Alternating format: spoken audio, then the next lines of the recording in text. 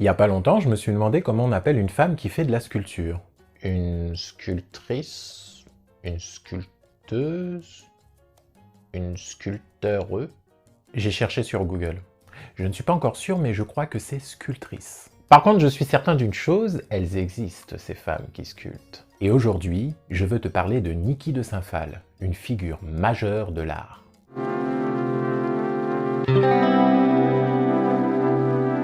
Hey! J'espère que tu vas bien, je suis Mathéo et sur cette chaîne on parle d'art, mais pas que.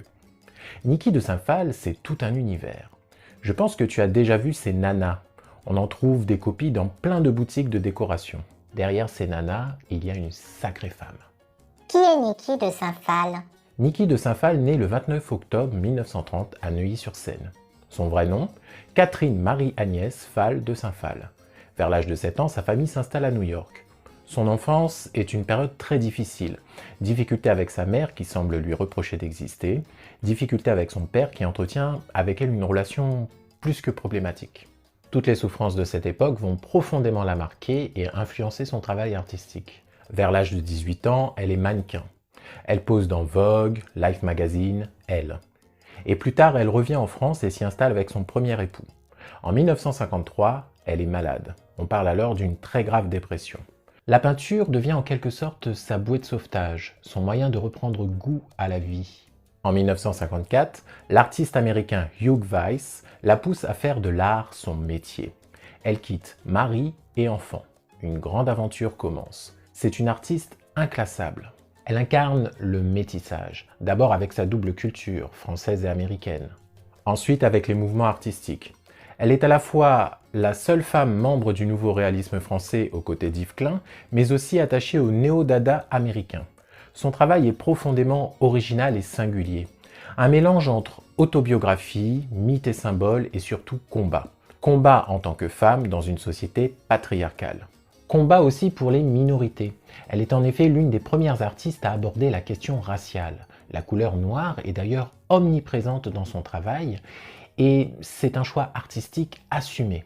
Bien qu'autodidacte, elle réussit à s'imposer sur la scène artistique internationale. À quoi ressemblent ses œuvres? C'est une artiste qui touche à tout. Peinture, sculpture, mais aussi happening. En peinture, ce qui l'a fait connaître du grand public, ce sont ses tirs. Le principe est simple. Elle crée des bas-reliefs en plâtre dans lesquels elle a inséré des sacs de couleurs, puis elle tire avec une carabine. La peinture dégouline, suinte, un sang coloré, une femme puissante comme un homme. Voici ce qu'elle disait au sujet de cette manière de peindre.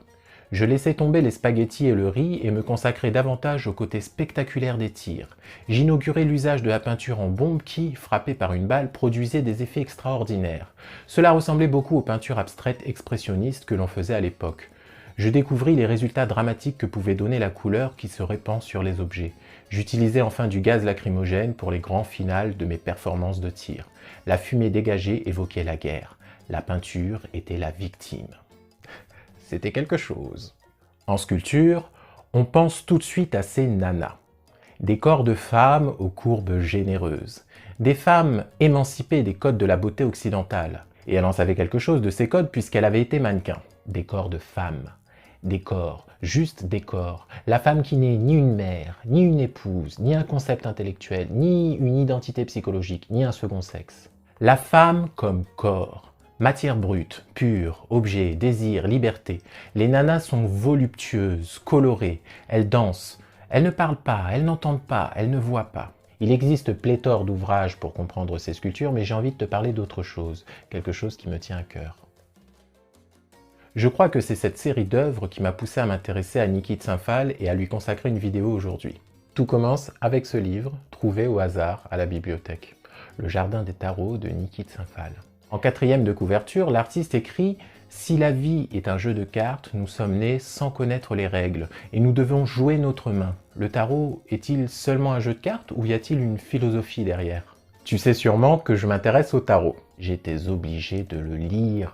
On y découvre une œuvre monumentale, un environnement d'art. En 1979, Niki de Saint-Phalle se rend en Toscane. Sur la propriété d'amis, elle débute un chantier ambitieux. Elle veut créer un jardin unique, fait de sculptures. Ce chantier sera long.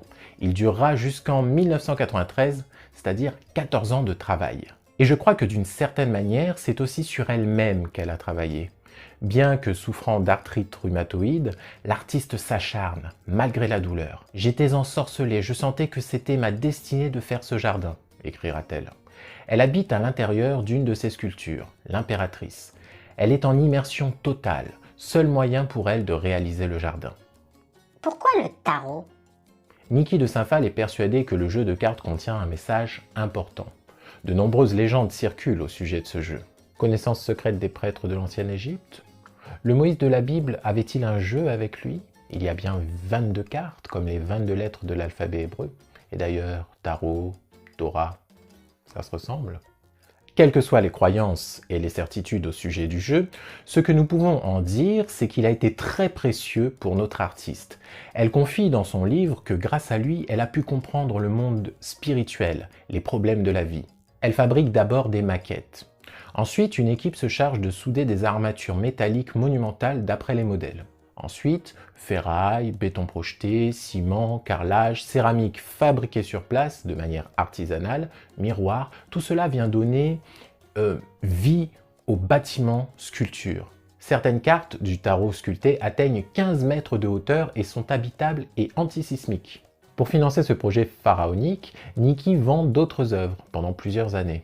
Avec son tarot, Niki de Saint-Phal est à la fois sculptrice, architecte, chef de chantier, mais aussi jardinière en chef, puisqu'il y a aussi des plantes et des fleurs dans cet univers onirique. Dans sa quête, Niki de Saint-Phal choisit par ailleurs de respecter l'environnement. Elle a la volonté de créer un dialogue entre la nature et les sculptures. Elle fait appel à des spécialistes pour y parvenir. Toute une équipe l'entoure. Et je crois que chaque membre de cette aventure en ressort grandi. Le tarot a fait son travail.